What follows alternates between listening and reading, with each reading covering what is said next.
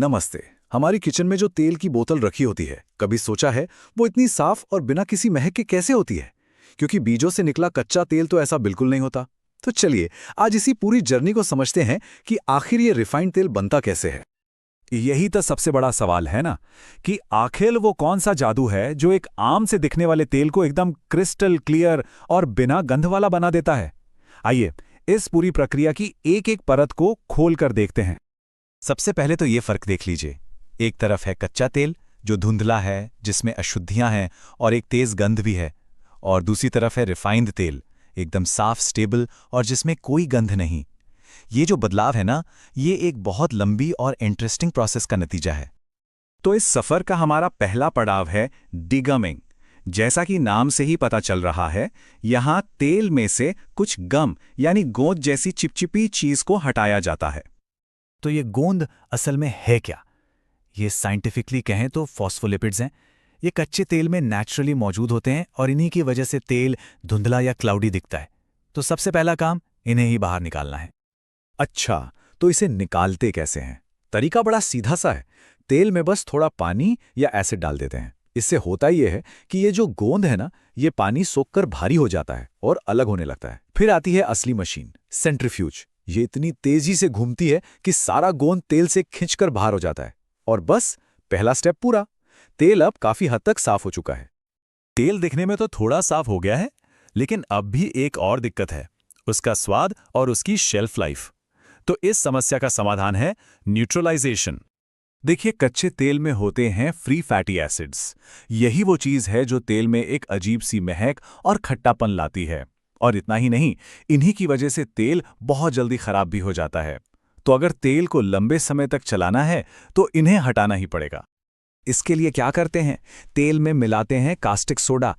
ये caustic soda fatty acids के साथ रिएक्ट करके एक साबुन जैसा पदार्थ बना लेता है, जिसे कहते हैं सोप स्टॉक। अब ये सोप स्टॉक तेल में घुलता तो है नहीं, तो इसे भी सेंट्रीफ्यूज से घुमाकर आसानी से अलग कर लिया जाता है। ठीक है, तो अब हमारे तेल में से गोंद निकल गया, एसिड भी निकल गया, लेकिन अब भी उसमें थोड़ा बहुत नेचुरल कलर और हल्की सी गंध बची हुई है। तो अब बारी आती है फाइनल टच की, यानी तेल को एकदम साफ और न्यूट्रल बनाने की। इस काम के लिए अगला स्टेप है ब्लीचिंग। और नहीं, ये वो कपड़े धोने वाला ब्लीच बिल्कुल नहीं है। तेल की दुनिया में ब्लीचिंग का मतलब होता है रंग को हटाना। और मजे की बात यह है कि ये प्रोसेस सिर्फ रंग ही साफ नहीं करती। जो क्लोरोफिल जैसे कलर पिगमेंट्स हैं, वो तो हटते ही हैं, साथ ही पिछले स्टेप से बचा खुचा साबुन, मेटल के कण और कई दूसरी छोटी मोटी इंप्योरिटीज भी इसी स्टेप में साफ हो जाती हैं। अब सवाल है, ये होता कैसे है? इसके लिए तेल में एक खास तरह की मिट्टी मिलाई जाती है, जिसे एक्टिवेटेड अर्थ कहते हैं। आप समझ लीजिए कि ये मिट्टी एक मैग्नेट की तरह काम करती है, जो सारी अशुद्धियों को अपनी तरफ खींचकर चिपका लेती है। बाद में इस मिट्टी को फिल्टर करके निकाल देते हैं और पीछे रह जाता है एकदम साफ, चमचमाता हुआ तेल। अब हम आ गए हैं इस सफर के सबसे आखिरी और शायद सबसे जरूरी पड़ाव पर, डिओडराइजेशन। जैसा नाम से ही साफ है, इसका एक ही मकसद है, तेल में से बची खुची हर तरह की गंध को पूरी तरह से खत्म कर देना।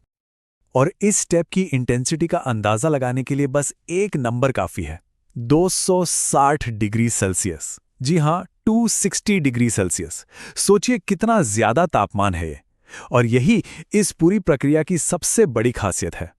इस प्रोसेस में तेल को बहुत ज्यादा गर्म किया जाता है और फिर हाई वैक्यूम में रखकर उसके ऊपर से भाप गुजारी जाती है।